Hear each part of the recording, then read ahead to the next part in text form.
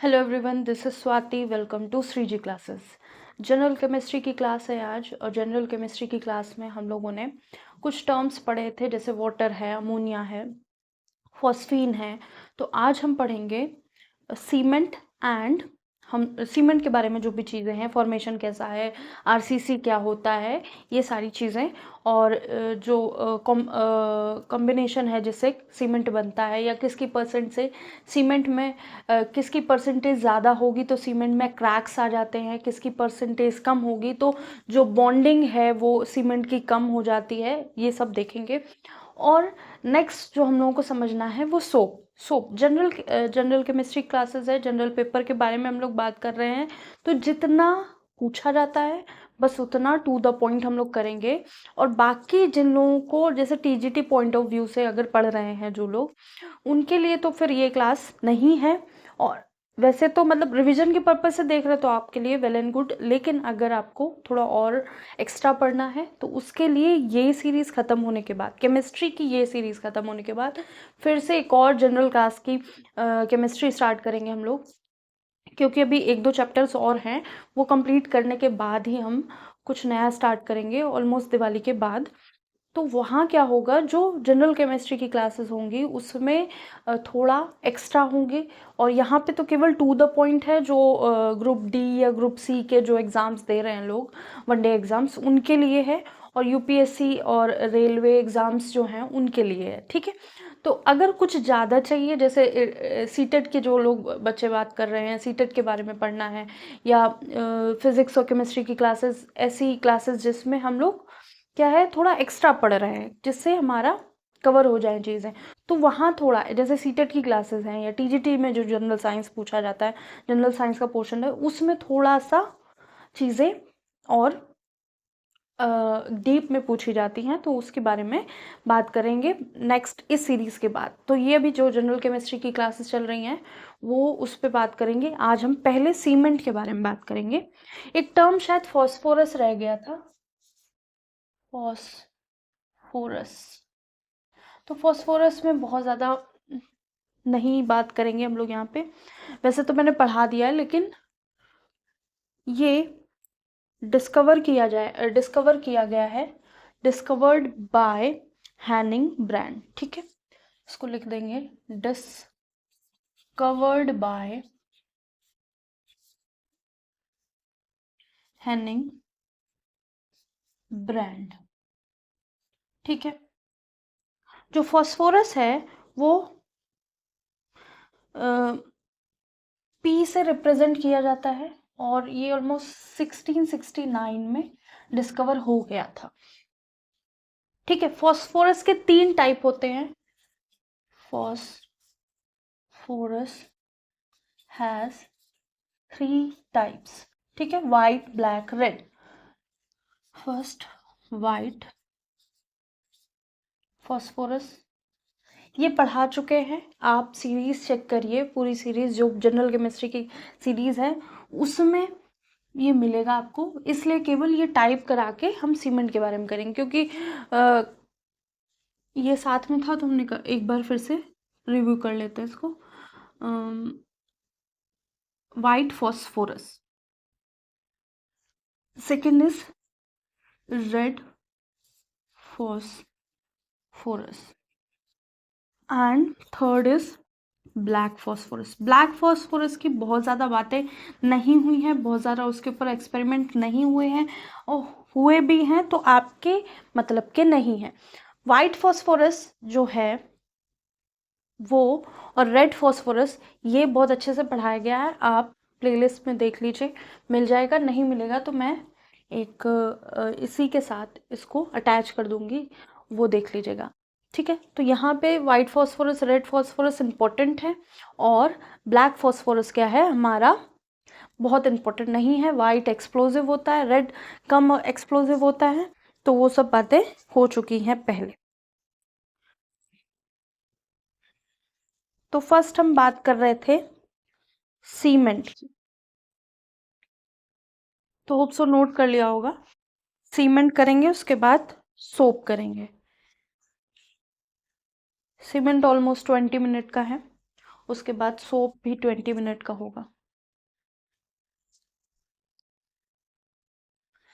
Almost सभी लोगों ने सीमेंट वर्ड सुना होगा, SEMENT। ये क्या है, एक तरह का बॉन्डिंग एलिमेंट है जो हम लोग घरों में कंस्ट्रक्शन में यूज करते हैं।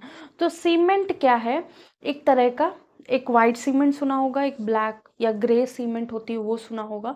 तो सीमेंट जो है कॉम्पोजिशन होता है, ठीक है। जो जिन्होंने फर्स्ट सीमेंट बनाया था उनका नाम है जोसेफ, जोसेफ,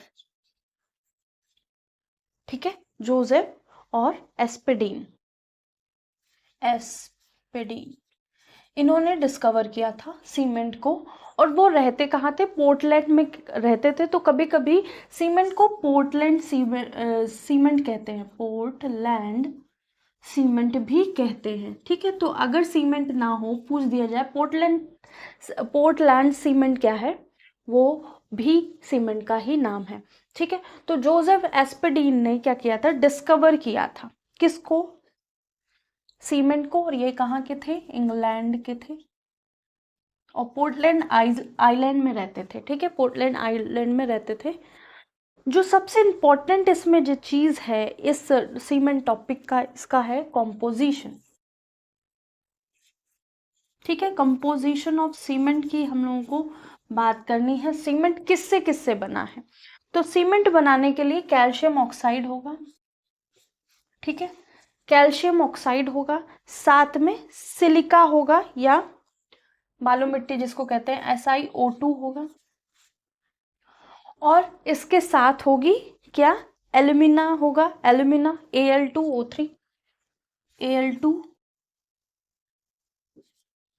इनके नाम भी पता होने चाहिए, नहीं नाम पता है तो भी, मतलब नाम पता है तो कभी कभी नाम से दिया हो सकता है, कभी कभी हो सकता है नाम ना दिया हो। तो Al2O3 और साथ में Fe2O3 और MgO, Fe2O3 और मैग्नीशियम ऑक्साइड, ठीक है। तो ये कंपोनेंट्स हैं किसके, सीमेंट के। कैल्शियम ऑक्साइड, सिलिका बोलते हैं, सिलिकम डाइऑक्साइड, सिलिका बोलते हैं इसको, ठीक है। एल्यूमिनियम ट्राइऑक्साइड या एल्यूमिना बोलेंगे, आयरन ऑक्साइड और मैग्नीशियम ऑक्साइड, ठीक है। तो जो कैल्शियम ऑक्साइड है उसको क्या बोलते हैं, क्विक लाइम बोलते हैं, क्विक लाइम भी बोलते हैं, क्विक लाइम। इसको बालू मिट्टी या रेत वगैरह भी बोलते हैं, जो बालू मिट्टी होती है, ठीक है वो। इसका परसेंटेज होगा 60 to 70%, बहुत इंपॉर्टेंट है। कैल्शियम ऑक्साइड, क्विक लाइम जो होता है, चूना पत्थर जिसे कहा जाता है, उसका जो क्या कहते हैं परसेंटेज होगा सीमेंट में 60 to 70% होगा। सिलिका जो होगा हमारा, बालू मिट्टी होगी, वो 20 to 25% हो सकती है, ठीक है, 20 to 25%। एल्यूमिना जो है वो कितना होगा, 2 to 5%, 2% से 2% तो बहुत कम हो गया, ये क्या है, 4 से 5% होना चाहिए, ठीक है, 4 से 5% एल्यूमिनियम ऑक्साइड होगा या एल्यूमिना होगा, ठीक है। नेक्स्ट उसके बाद क्या है, जो हमारा आयरन और MgO है, आयरन का ऑक्साइड है और मैग्नीशियम का ऑक्साइड है, वो 2 से 3% होगा। ये पूरा कॉम्बिनेशन क्या होगा, 2 से 3% होगा।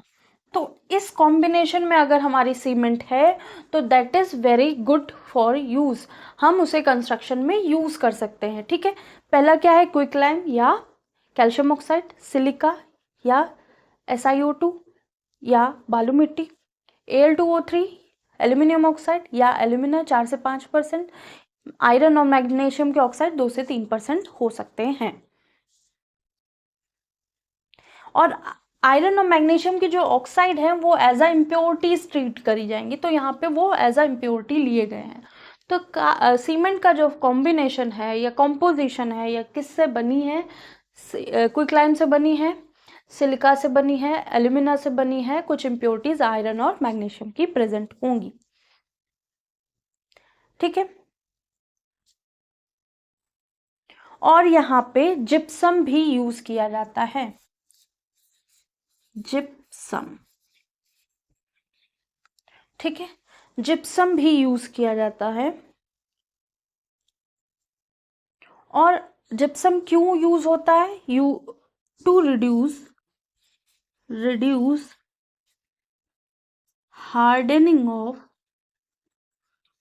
सीमेंट। देखिए सीमेंट जो है वो एकदम से क्या हो जाती है, हार्ड हो जाती है। पानी मिक्स किया, 10-5 मिनट या आधा घंटा रखा, वो हार्ड हो गई। लेकिन उस जो हार्ड नेचर है, वो हार्ड बन जाता है पानी मिलाने के बाद, उसको कम करती है जिप्सम। जिप्सम भी पानी मिलने के बाद हार्ड होती है, लेकिन ये क्या कर रही होती है, थोड़ा डिले कर देती है प्रोसेस, जिसकी वजह से जो हम बिल्डिंग या कंस्ट्रक्शन कर रहे हैं, एक लेयर बनाएंगे उसकी, फिर उसके ऊपर जो कंस्ट्रक्शन कर रहे हैं, तो ये लेयर बनाने में जितना टाइम लगे उस टाइम को हम लोग डिले कर देते हैं कि ये हार्डनिंग टाइम डिले हो जाए, वो जिप्सम से किया जाता है। तो reduce the hardening of cement, cement को रिड्यूस करने के लिए क्या होता है कि जिप्सम यूज होता है, जिसका फॉर्मूला क्या होगा, कैल्शियम सल्फेट डाइहाइड्रेट, ठीक है, CaSO4 2H2O।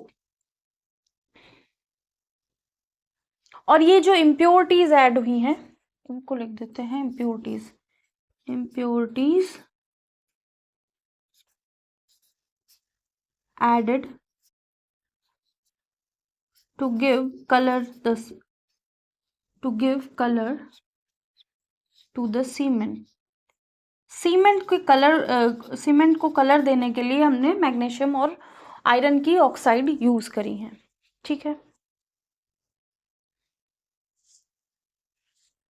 अब क्या करे जाएंगे, ये सारे एलिमेंट एक भट्टी में डाल दिए जाएंगे, या एक रोटेटर में रिएक्टर होता है, रोटेटिंग रिएक्टर होता है, उसमें डाल दिए जाएंगे। फिर क्या करा जाएगा, इनको मिक्स किया जाएगा, भट्टी में डाल के मिक्स किया जाएगा। और जब तक, और वो टेम्परेचर जो रोटेटिंग मिक्सचर होगा ना, वो टेम्परेचर 1700-1800 के आसपास होगा, 1700-1800 केल्विन के आसपास होगा, ठीक है। उस टेम्परेचर पे इनको मिक्स किया जाएगा रोटेटिंग मशीन से। और जब ये मिक्स हो जाएंगे पूरी तरह से, मिक्सचर क्या हो जाएगा, जल जाएगा, फिर उसको कूल डाउन किया जाएगा। कूल डाउन करने के बाद क्या होगा, ये सारा मिक्सचर कूल डाउन करके निकाला जाएगा, और उसके बाद इसको ग्राइंड कर दिया जाएगा। ग्राइंड करने के बाद जो भी चीज हमको मिलेगी वो क्या है, सीमेंट होती है, ठीक है। फिर से देख लीजिए, कॉम्पोजिशन है हमारे पास, कोई क्लाइम है, सिलिका है, एल्यूमिनियम ऑक्साइड है, इम्प्योरिटीज है आयरन और मैग्नीशियम की, जिप्सम भी है। इनको हम लोगों ने मिक्स किया किस पे, एक रोटेटिंग मशीन में मिक्स किया। जब रोटेटिंग मशीन में मिक्स किया उसके बाद क्या हुआ, ये उसको बहुत ज़्यादा टेम्परेचर दिया, कितना, 1700-1800 केल्विन के बाद आसपास। टेम्परेचर क्या होगा, 1770 केल्विन से लेकर कितना हो जाएगा, ऑलमोस्ट टेम्परेचर 1870 तक हो जाएगा, ठीक है। तो 1700-1800 के आसपास टेम्परेचर रख के हमने इसको क्या किया, अपने रोटेटर को, मिक्सचर को हीट किया। ये सारा मटेरियल क्या हो गया, जल गया, बर्न हो गया। बर्न होने के बाद इसको पूरा मटेरियल हमने कूल डाउन किया। कूल डाउन करने के बाद हमने इस मटेरियल को क्या कर दिया, पीस दिया या ग्राइंड कर दिया, ठीक है। ग्राइंड करने के बाद जो हमको चीज़ मिली उसको नाम रख दिया सीमेंट। और जोसेफ एस्पेडिन ने, इंग्लैंड में जो रहते थे, उन्होंने इसको डिस्कवर किया था, इसलिए पोर्टलैंड आइलैंड था, वहाँ पे रहते थे, तो उन्होंने नाम रख दिया पोर्टलैंड सीमेंट, ठीक है। और पोर्टलैंड कहाँ है, इंग्लैंड में है, इंग्लैंड का आइलैंड है।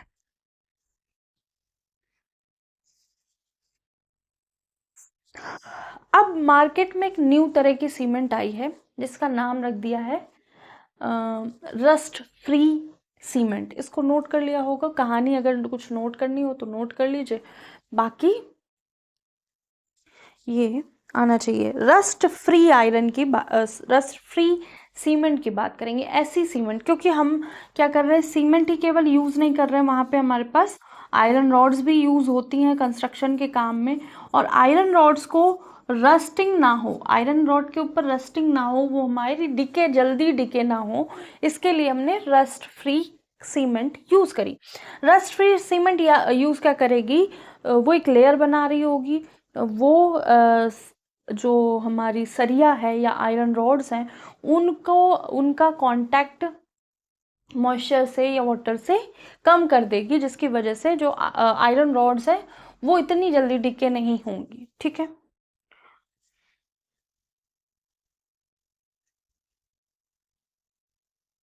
तो होप सो नोट कर लिया होगा। अब रस्ट फ्री आयरन लिखते हैं।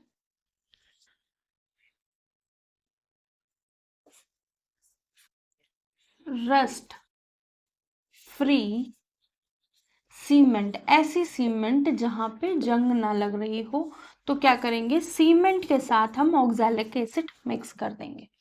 कौन सा एसिड मिक्स करेंगे, सॉरी ओलिक एसिड, ऑक्सैलिक नाम आ गया, ओलिक एसिड मिक्स करेंगे। ठीक है, ऑक्सैलिक तो उसमें होता है टोमेटो में। ठीक है, सीमेंट में हम ओलिक एसिड मिक्स करेंगे। सीमेंट का तो कॉम्पोजिशन देख लिया, और साथ में क्या होगा, ओलिक एसिड, जिसका फॉर्मूला क्या है, C17H33। ठीक है, COOH, ये है हमारा ओलिक एसिड। इसको मिक्स कर देंगे तो हमारी सीमेंट क्या होगी, जो होगी वो रस्टिंग उसमें नहीं हो रही होगी। तो रस्टिंग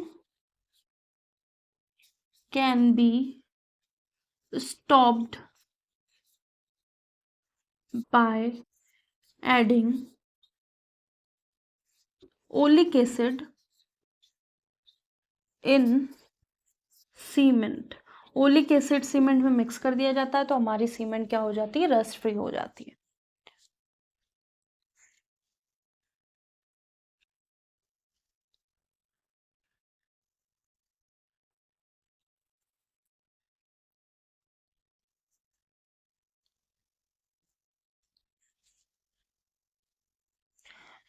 तो एक नाम दिया जाता है कंक्रीट सीमेंट। ठीक है, कंक्रीट सीमेंट। ये जो कंक्रीट सीमेंट है, इसमें क्या होता है, हमारा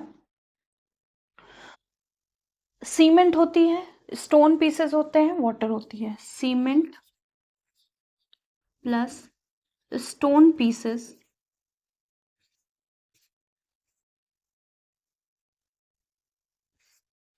प्लस वाटर होता है। ठीक है, और जो आरसीसी होती है, आरसीसी, आरसीसी को क्या बोलते हैं, reinforce concrete cement, reinforced concrete cement. तो यहाँ पे साथ में सीमेंट, स्टोन पीसेस और वाटर के साथ क्या आ जाता है, आयरन रॉड आ जाता है या स्टील बार्स आ जाते हैं। Cement plus water plus stone pieces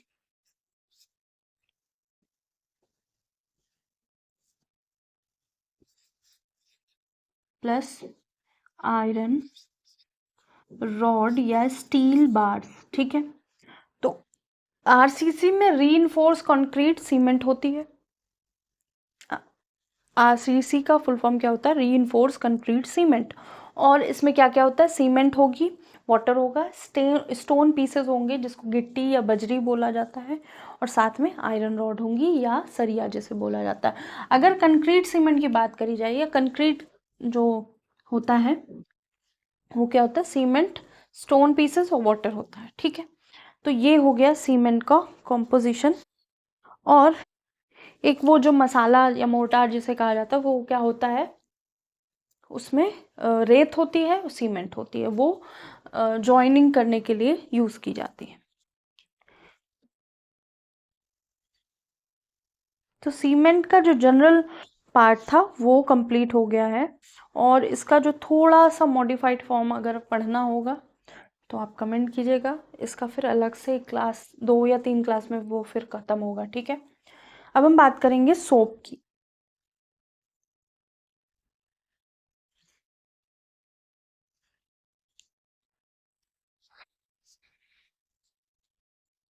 इसको नोट कर लीजिए, 1 मिनट का टाइम देते हैं।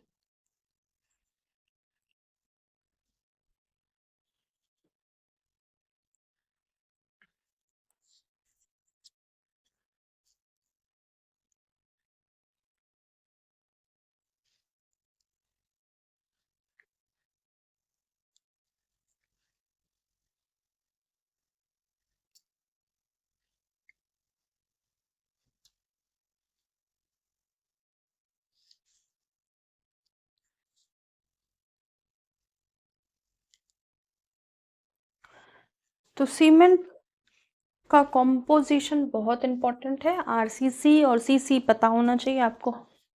रस्ट फ्री सीमेंट भी आ सकता है, और जो सेकंड नेम है पोर्टलैंड सीमेंट बोलते हैं, ठीक है।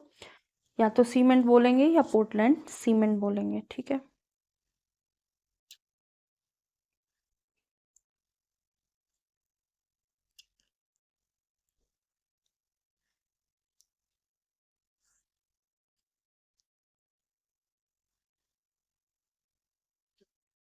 अगर जिप्सम का परसेंटेज कम या ज़्यादा हो जाता है तो चेंजेस आते हैं, कैल्शियम का परसेंटेज कम ज़्यादा हो जाता है तो चेंजेस आते हैं हमारे सीमेंट के बिहेवियर में। तो हम बात करेंगे सोप की।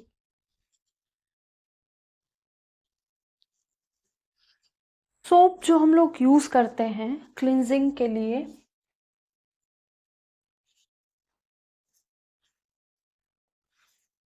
सोप एंड डिटर्जेंट दोनों वर्क करते हैं सॉफ्ट वाटर में। तो यहाँ पे क्या होता है, पोटेशियम या सोडियम, पोटेशियम हाइड्रोक्साइड होगा या सोडियम हाइड्रोक्साइड होगा। पोटेशियम हाइड्रोक्साइड या फिर सोडियम हाइड्रोक्साइड।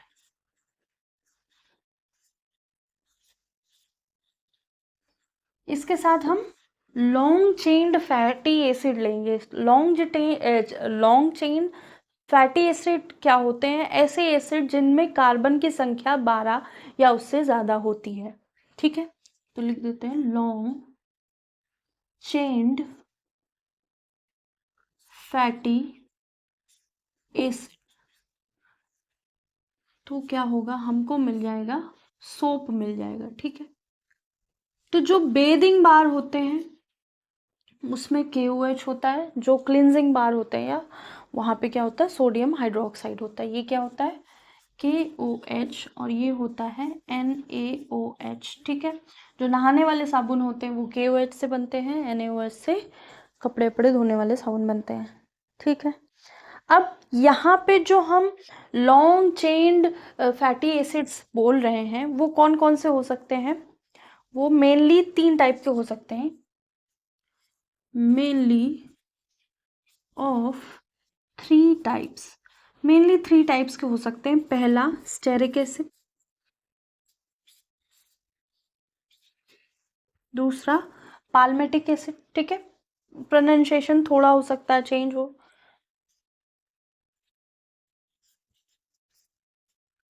ठीक है।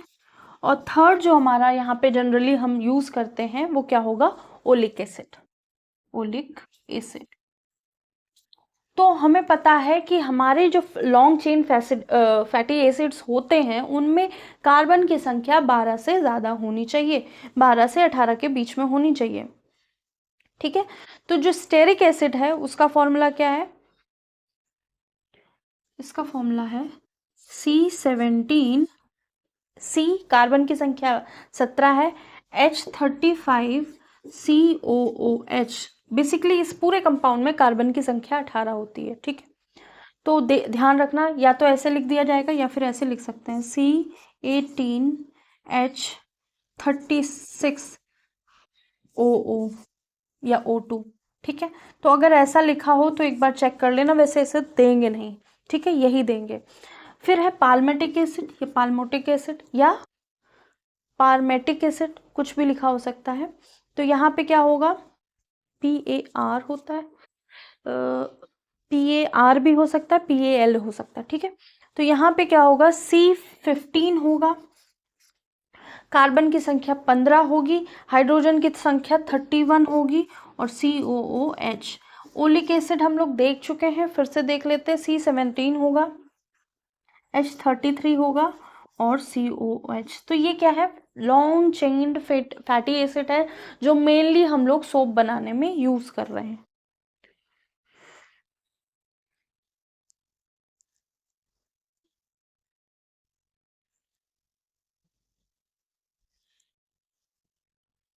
ठीक है। तो ये जो सोप है, अब जो बोलते हैं ना, जो एड्स या एडवर्टीजमेंट आते हैं उसमें क्या होता है, हनी मिला है, ग्लिसरीन मिला है, मिल्क मिला है और पता नहीं क्या क्या दुनिया भर की चीज़ें सोप में ही मिला दी गई हैं। हल्दी, चंदन और मोती मोतीचूर के लड्डू सब कुछ मिला दिए गए उसमें। वो क्या है, वो सब्स्टिट्यूएंट है। वो यूज़ करो या ना यूज़ करो, कोई उसका कोई वैल्यू नहीं है उसमें। सोप जो है हमारा वो बेसिकली दो चीज़ों से बन रहा है। पहला है हमारा क्या, हमारा या तो KOH होगा या NaOH होगा, साथ में फैटी एसिड होगा, हमारा सोप बन के तैयार हो जाएगा। अब ये क्या है, सोप का बेस फॉर्म है। ये मिलता है वाइट या ट्रांसपेरेंट कलर का सोप होता है, ये मार्केट में मिलता है। इसमें हम कुछ भी मिक्स करके, जैसे हमने ले आए ये सोप ले आए 200 या 300 रुपए का, काफ़ी अमाउंट मिल जाती है, 400-300 ग्राम्स या 500 ग्राम मिल जाती। इसमें हम कुछ भी मिक्स कर सकते हैं, कुछ भी, जैसे नीम, धतूरा, कुछ भी मिक्स करके हम उसका सोप बना के हम मार्केट में बेच सकते हैं। और ये ही मेन इंग्रेडिएंट हैं, ठीक है। तो ये हो गया हमारा फैटी एसिड। और अगर हम बात करें सोप या डिटर्जेंट जो बन रहा है वो क्या है, या तो हम इसको सोडियम हाइड्रोक्साइड कहेंगे या कास्टिक सोडा कहेंगे। और ये जो सोप है ये क्या है, इससे हम वॉशिंग सोप बनाते हैं। तो इसको भी लिख देंगे, होप सो ये नोट कर लिया होगा। तो वॉशिंग सोप वो क्या होता है, थोड़ा सा हार्ड सोप होता है। जो कॉस्टिक सोडा से बन रहा होता है वो थोड़ा सा हार्ड सोप होता है। इसको रब करते हैं, हार्ड सोप लिखते हैं।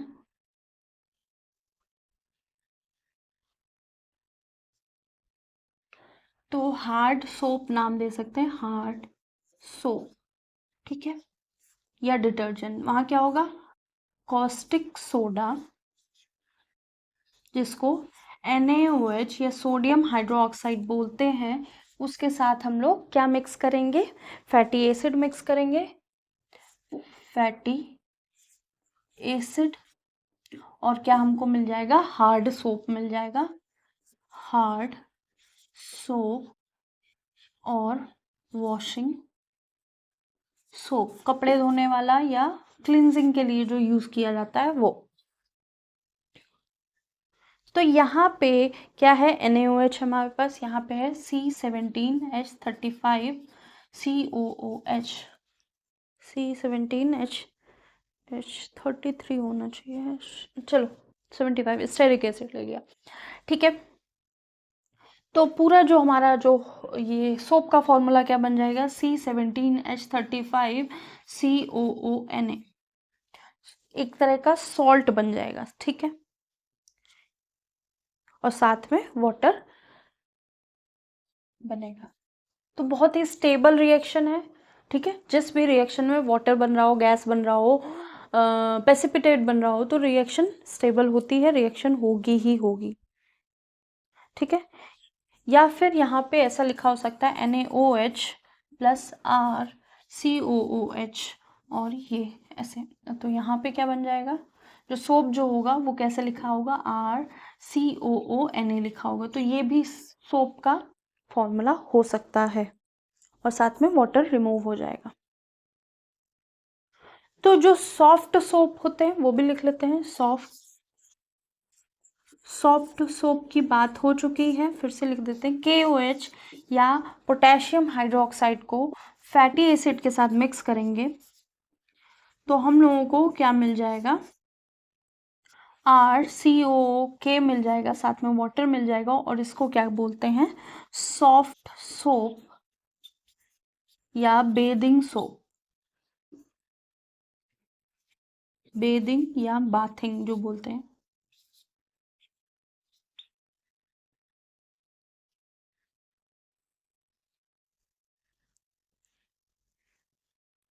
अगर कोई कह दे कि base used in soap making, तो क्या लिखेंगे, base used in soap making. तो ऐसी कौन सी दो चीजें बताई हैं जो सोप मेकिंग में एज अ बेस यूज हो रही हैं। तो एज अ बेस यूज होने वाली क्या है, कॉस्टिक सोडा और and potassium hydroxide. NaOH and KOH। तो ये एज अ बेस यूज हो रही है, इसके साथ हम फैटी एसिड मिक्स कर देंगे, हमको हार्ड या सॉफ्ट सोप मिल जाएगा जिसको हम यूज कर सकते हैं विथ सॉफ्ट वाटर।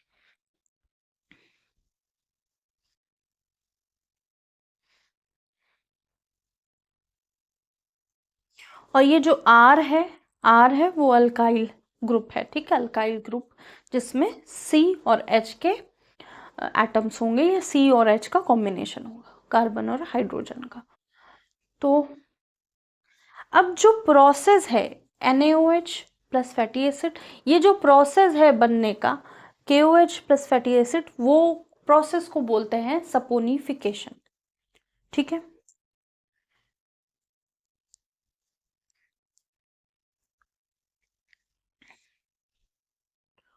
तो होप सो ये नोट हो गया होगा, इसको रब करते हैं। तो अगर हम बोले कि KOH प्लस फैटी एसिड ये क्या देगा, सॉफ्ट सोप, चाहे ये वाली रिएक्शन हो रही हो या फिर NaOH प्लस फैटी एसिड और हमको हार्ड सोप मिल रहा हो, कुछ भी बन रहा हो, दोनों में से कोई भी प्रोसेस बोल रहा हो रहा हो, तो क्या कहेंगे, this process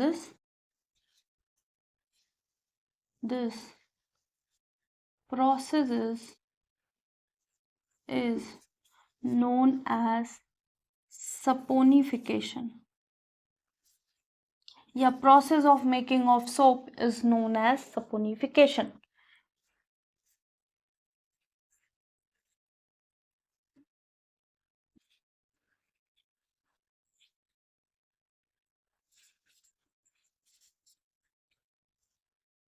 is known as saponification, ठीक है।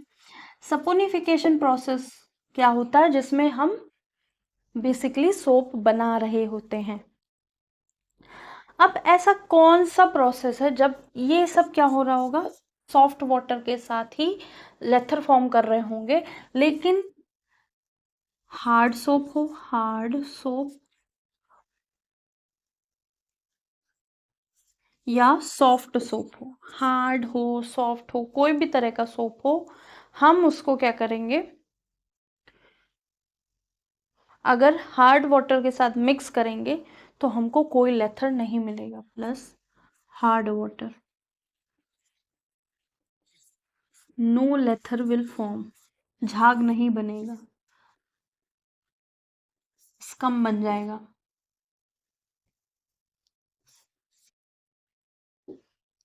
एक स्लिपरी सा मटेरियल बन जाएगा, ठीक है।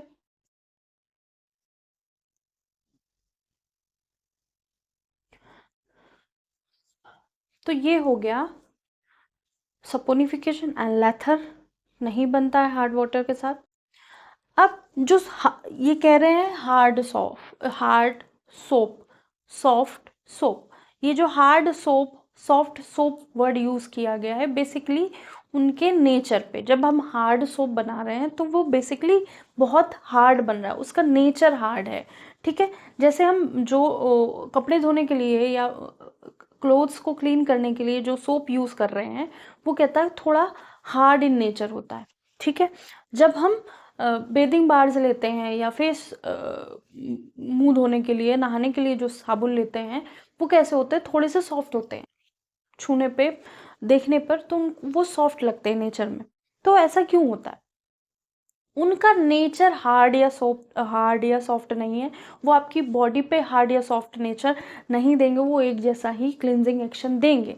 ये बॉडी बहुत सारे लोगों को कोई दिक्कत नहीं होगी, कोई भी सोप यूज कर लें, चाहे वो बेदिंग बार हो चाहे वो सॉफ्ट सोप हो, ठीक है, चाहे वो बेदिंग बार हो चाहे वो ऐसे बार हो जिससे हम क्लोथ साफ कर रहे हैं, ठीक है। लेकिन बहुत सारे लोगों को क्या दिक्कत हो सकती है, बहुत सारे लोगों को सोप से इन्फेक्शन हो सकते हैं, इन्फेक्शन होते हैं। तो हो सकता है उसका कोई जो कुछ मटेरियल जैसे मिक्स किया गया है, उसमें फ्रेगरेंस मिक्स करी गई है या और सारी चीज़ें मिक्स करी जाती हैं, कलर दिया जाता है, तो वो हो सकता है उनको नुकसान पहुंचा रहे हों।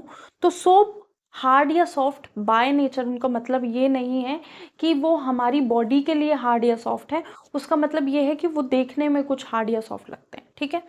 तो उस बेसिक से है, ठीक है। तो ये हो गया हमारा। अब हम बात करेंगे क्लिनजिंग एक्शन या डर्ट रिमूवल ऑफ सोप। इसको रब करते हैं।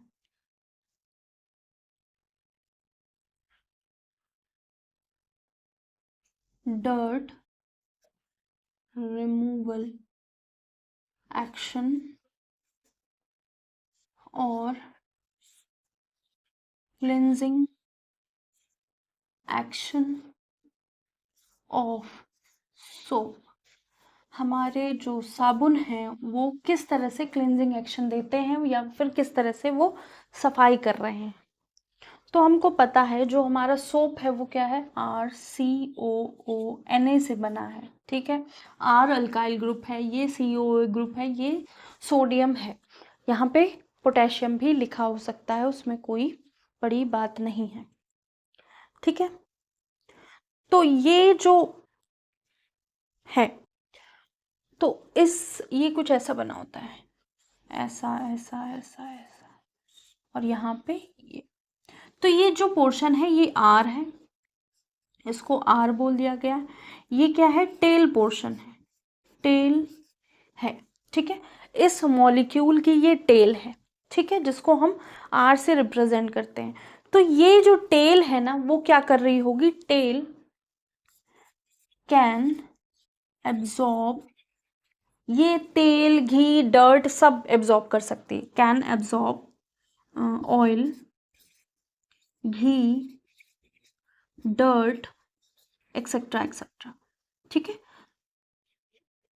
तो ये ऐसी चीजें जो पानी में प्रॉपरली घुल नहीं रही हैं उसको ये एब्जॉर्ब कर लेती, कौन, टेल हमारी, ठीक है। फिर जो कह सकते हैं जो हेड पोर्शन है, जिसको ये जो पोर्शन है इसको हेड पोर्शन बोलते हैं, ये क्या होगा, COO माइनस, ठीक है। ये C और ये क्या है, ये तो आयनिक नेचर होगा, ये घुल जा रहा होगा पानी में। तो ये बेसिकली क्या है, COO माइनस, जिसको नाम दे दिया गया है head portion of the molecule, ठीक है। अब ये हेड क्या कर रहा होगा, ये हेड क्या कर रहा होगा, ये वाटर मॉलिक्यूल्स के साथ अट्रैक्ट हो जाएगा। तो अट्रैक्टेड टूवर्ड्स वाटर मॉलिक्यूल, ठीक है। तो कहने का मतलब जो COO माइनस है वो वाटर की तरफ आकर्षित हो रहा होगा और RR माइनस जो है हमारे दाग धब्बों की तरफ आकर्षित हो रहा होगा, स्टेन की तरफ, ठीक है। तो अगर हम मान लेते हैं ये कोई दाग पड़ा है हमारे क्लोथ पे, ये दाग पड़ा है, तो इस दाग को घेरने के लिए कौन सारे लोग आएंगे, कौन से लोग आएंगे इस दाग को दूर करने के लिए। तो ये जो टेल पोर्शन है वो, उसका सर किधर होगा, स्टेन की तरफ होगा, और ये जो बन रहा है वो एक तरह से सर्कल बन जाता है, ठीक है, जिसको मिसल फॉर्मेशन बोलते हैं। और ये हमारे तरह ऐसे बन जाता है। जो स्टेन की तरफ टेल है वो कैसी है, वाटर को पसंद नहीं कर रही है, वो वाटर को लाइक नहीं कर रही है। जो हमारा टेल पोर्शन है, आर पोर्शन है, वो हाइड्रोफोबिक इन नेचर है। हाइड्रोफोबिक मतलब ऐसी कोई चीज जो पानी से डर रही हो। तो tail portion is hydrophobic, phobic मतलब फोबिया। तो ये हाइड्रोफोबिक इन नेचर है, हाइड्रोफोबिक मतलब डरती है ये एक तरह से पानी से, ठीक है। उसको क्या चाहिए, तेल घी डर्ट चाहिए, वो आसानी से स्टेन वगैरह दाग धब्बे चाहिए, वो आसानी से रिमूव करेगी। जो हेड पोर्शन है वो क्या करता है, वाटर की तरफ या पोलर होता है, पोलर होता है, पोलर ये जो हेड पोर्शन है ये भी पोलर होता है, और वाटर क्या होता है, पोलर होता है। तो जो हेड पोर्शन है that is hydrophilic in nature. Philic मतलब जो लव करता हो, किसी चीज को लाइक करता हो, तो head is hydrophilic in nature. तो ये पानी के साथ जुड़ के रहेगा और ये पानी से दूर भागेगा। तो ये जो पूरा फॉर्मेशन हुआ स्टेन के आसपास, वो क्या होगा, मिसल फॉर्मेशन। ये एक तरह से, और यहाँ पे इतने ही सारे नहीं, बहुत सारे मॉलिक्यूल्स होंगे जो क्या कर रहे होंगे, ऐसे स्टेन को घेरे हुए होंगे। यहाँ पे और बना देते हैं। तो जो हेड पोर्शन है वो आउटसाइड होगा, हेड पोर्शन आउटसाइड होगा, और जो टेल पोर्शन है वो इनसाइड होगा। तो हमको ध्यान रखना है मिसल फॉर्मेशन में जो टेल पोर्शन है वो हाइड्रोफोबिक होती है, जो हेड पोर्शन है वो हाइड्रोफिलिक होती है। This is micelle formation. ठीक है, तो क्लिनजिंग एक्शन ऐसे ही होता है। जो हमारे सोप के मॉलिक्यूल्स होते हैं वो स्टेन को अपनी पूंछ से घेर लेते हैं और अपना सर बाहर करके पानी खींचना शुरू कर देते हैं। और जैसे ही ये इसमें एक्शन करती है, ये डर्ट को निकालना शुरू करती है टेल पोर्शन, वैसे ही हमको लगता है कि स्टेन रिमूव होना शुरू हो गया है। आर क्या कर रहा है, एब्जॉर्ब कर रहा है ऑयल को, घी को, डर्ट को, स्टेन को। ठीक है, वो पानी से रिएक्ट नहीं करेगा, वो पानी को क्या कहते हैं, नहीं सोखेगा। लेकिन जो हेड पोर्शन है वो पानी को सोख लेगा, और जो हमारा क्लिनजिंग एक्शन है वो शुरू हो जाएगा।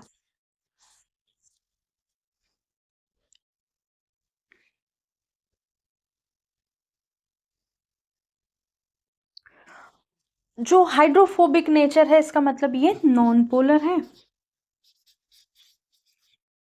और यहाँ पे डर्ट के साथ यहाँ पे स्टेन या फिर ग्रीस वगैरह भी लिख सकते हैं, या नॉन पोलर, और नॉन पोलर थिंग, और नॉन पोलर कोई भी नॉन पोलर मटेरियल, ग्रीस हो गया, डर्ट हो गई, स्टेन हो गया, तेल हो गया, घी हो गया, और बहुत सॉसेस वगैरह, बहुत सारी चीज़ें हैं जो कपड़ों पे लग जाती हैं।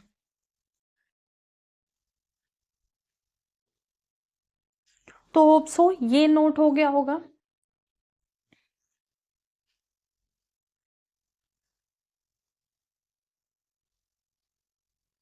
और जब ये प्रोसेस मिसल फॉर्मेशन होगा होगा इसमें क्या होता है, लेथर will be produce, लेथर will produce. ठीक है, तो ये एक तरह से हमारा मिसल फॉर्मेशन। अब ये जैसे बन गया है, तो यहाँ पे क्या होंगे, वाटर मॉलिक्यूल्स होंगे ऐसे, एच ये सबके पास होंगे ऐसे ऐसे। तो एक बहुत बड़ा ये मॉलिक्यूल बन के तैयार हो जाएगा, मतलब एक स्ट्रक्चर या मिक्सचर या कुछ कह सकते हैं इसको, बहुत बड़ा बन के तैयार हो, जिसकी वजह से लेथर प्रोड्यूस होगा, हमारी डर्ट इजीली रिमूव हो जाएगी। ये सारे हेड पे वाटर मॉलिक्यूल्स चिपके होंगे। और मिशेल क्या होता है, मिशेल में हेड वाटर की तरफ होता है, पोलर मॉलिक्यूल की तरफ होता है, टेल जो है स्टेन या दाग की तरफ होती है, that is hydrophobic in nature. Hope so note हो गया होगा। अब हम बात करेंगे ट्रांसपेरेंट सोप की। नेक्स्ट जो सोप की बात करेंगे वो है ट्रांसपेरेंट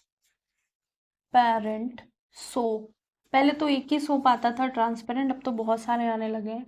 इसको ट्रांसपेरेंट सोप भी बोलेंगे, इसको परमिएबल सोप भी बोलेंगे। नेचुरल सोप भी होते हैं, जैसे रीठा वगैरह, एक एक प्लांट होता है जिसकी पत्तियों को तोड़ के रगड़ो तो उससे भी लेथर फॉर्मेशन होता है, सोप क्लिनजिंग एक्शन होता है उसका भी। तो उसका ध्यान रखना कि नेचुरल सोप भी होते हैं। ट्रांसपेरेंट सोप में क्या होता है, हमारा ग्लिसरीन और इथेनॉल यूज होता है।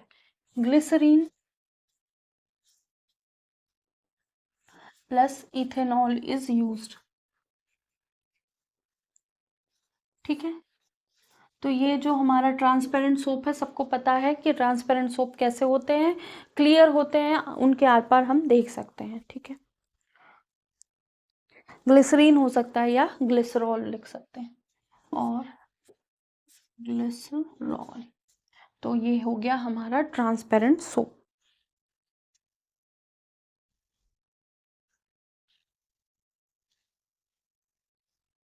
एक होता है शेविंग क्रीम। शेविंग क्रीम में क्या यूज हो रहा होता है, वहां पे भी लेथर फॉर्मेशन हो रहा होता है, तो यहाँ पे हम यूज कर रहे होंगे सोडियम रेसिनेट। ठीक है, सोडियम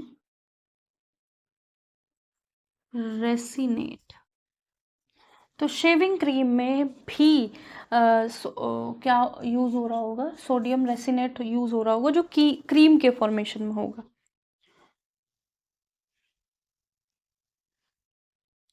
और ग्लिसरीन का यूज क्या होता है, ग्लिसरीन क्या होता है, वेजिटेबल से बनता है, वेजिटेबल ऑयल होता है। ये क्या कर रहा होता है, हम लोग जो आर्टिफिशियल टीयर्स दिखाए जाते हैं वो ग्लिसरीन से ही बनाए जाते हैं। ठीक है, आर्टिफिशियल जो पिक्चरों में रोना धोना होता है मूवीज में या सीरियल वगैरह में, वो ग्लिसरीन से ही होता है। तभी लोगों का मेकअप बिल्कुल सटल रहता है, बिल्कुल बना रहता है, और आंसू गिरते रहते हैं। बाकी लोग रोते हैं तो भूत बन जाते हैं रोते रोते, मतलब बता रहे हैं। तो ग्लिसरीन क्या है, ग्लिसरीन बेसिकली क्या है, आर्टिफिशियल टीयर्स जो बनाते हैं उसमें यूज होती है। और शेविंग क्रीम सोडियम रेसिनेट होता है उसमें। अब हम बात करेंगे डिटर्जेंट की। तो जैसे लोग नहीं कहानियां सुनाते हैं, कहानियां सुनाते सुनाते रोने लगते हैं, तो कुछ लोग तो इमोशनल होते हैं, वो रोने लगते हैं, या फिर किसी की बात सुन के रोने लगते हैं। लेकिन कुछ लोग क्या करते हैं, ग्लिसरीन रखते हैं अपने पास, और उसको हैंकी में या हाथों पे लगा के उसको हल्का सा आंखों में टच कर दो तो टीयर्स ऑटोमेटिकली आने लगेंगे। तो इसको रब करते हैं। अब हम बात करते हैं डिटर्जेंट की।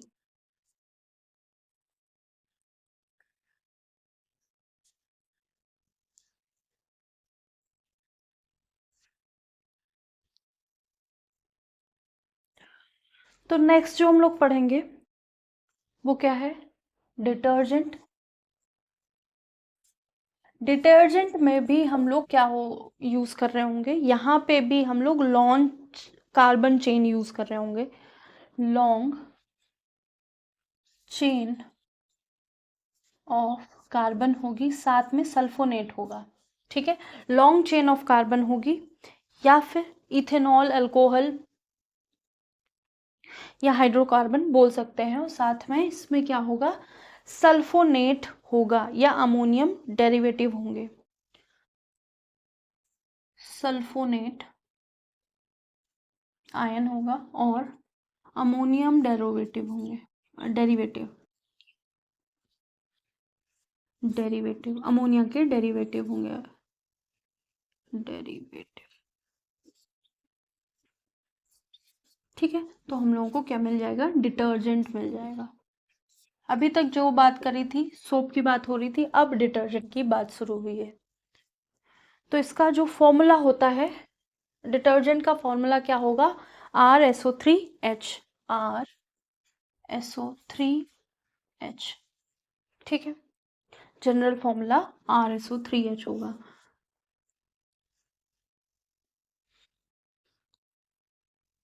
डिटर्जेंट क्या करता है, सरफेस एरिया ऑफ वाटर को डिक्रीज कर देता है, सॉरी सरफेस सरफेस एरिया नहीं, सरफेस टेंशन को डिक्रीज करता है। ठीक है, डिटर्जेंट लिख देते हैं, detergent decrease the surface tension of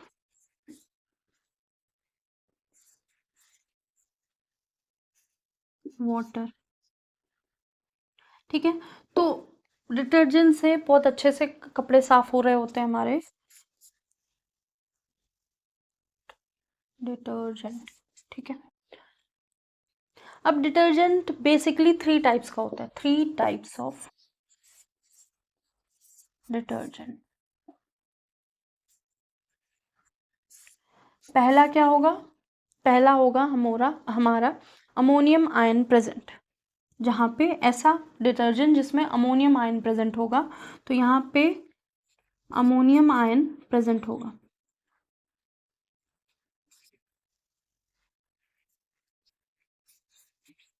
ठीक है। तो डिटर्जेंट का जो फर्स्ट टाइप है उसमें क्या होगा, अमोनियम आयन प्रेजेंट होना चाहिए। सेकंड जो हम डिटर्जेंट की बात करेंगे वहां पे एनायन डिटर्जेंट बोलते हैं, या सल्फेट या सल्फोनेट आयन प्रेजेंट होगा। एनायन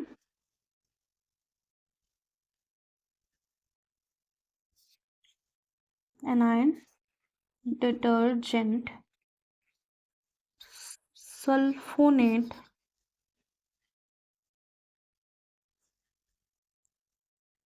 सल्फोनेट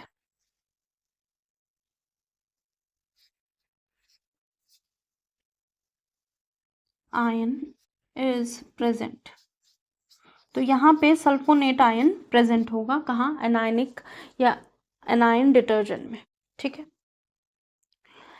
ये इसको कैटायनिक बोल सकते हैं, कैटायनिक डिटर्जेंट, कैटायन या कैटायन डिटर्जेंट।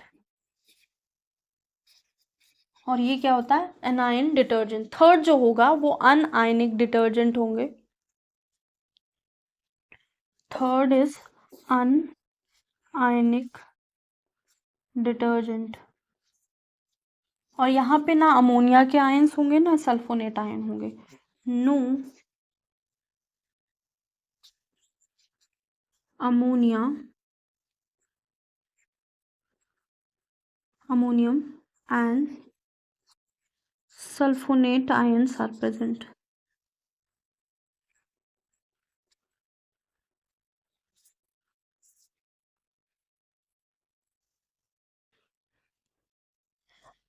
ठीक है।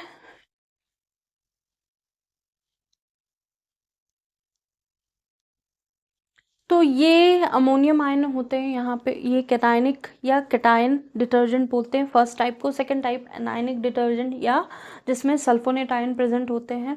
और थर्ड पार्ट है हमारा अनआयनिक डिटर्जेंट। अनआयनिक डिटर्जेंट, ना इसमें अमोनिया होता है, ना अमोनियम आयन होता है, ना सल्फोनेट आयन होता है।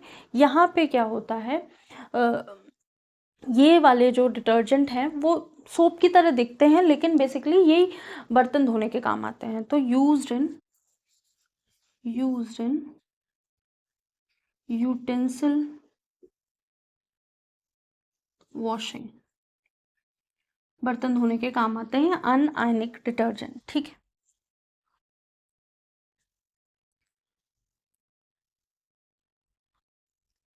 इसको नोट कर लीजिए।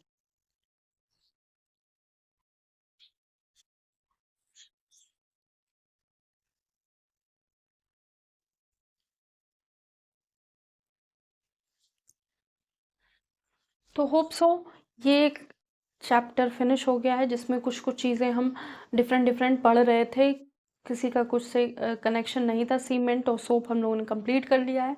जिसको सोप के बारे में, सीमेंट के बारे में और पढ़ना हो तो आप कमेंट कर सकते हैं वो, लेकिन अभी पढ़ना हो तो उसके लिए भी कमेंट कर सकते हैं। अगर थोड़ा सा आपके पास 15-20 दिन का टाइम है, उसके बाद जो नई सीरीज शुरू होगी उसमें भी हम पूरा एक मतलब अच्छा सा सीरीज़ लेके आएंगे, जिसमें टीजीटी के भी क्वेश्चंस कराए जाएंगे, सीटेट लेवल के भी होंगे, और वहाँ पे हम ये सारी चीज़ें कवर करेंगे। तो नेक्स्ट जो इसमें क्लास होगी वो केमिकल कंपाउंड्स होंगी, जिसमें एसिड, बेसिस, सॉल्ट हम करेंगे, और उसके बाद हम लोग ये सीरीज़ फिनिश करेंगे। आज के लिए इतना ही। लाइक कीजिएगा, सब्सक्राइब कीजिएगा, शेयर कीजिएगा और कमेंट ज़रूर कीजिएगा आप क्लासेस कैसी लग रही हैं। और जिन लोगों को कुछ एक्स्ट्रा पढ़ना है तो आप प्लेलिस्ट पे जाइए, देखिए 11th-12th की भी क्लासेस चल रही हैं, जनरल केमिस्ट्री की भी क्लासेस हैं, जनरल फिज़िक्स की भी क्लासेस हैं, और आपको सारी चीज़ें एक अलग अलग प्लेलिस्ट में मिल जाएगी। आपको कुछ भी ढूंढने की ज़रूरत नहीं मिले पड़ेगी। ठीक है। आज के लिए इतना ही। Thank you.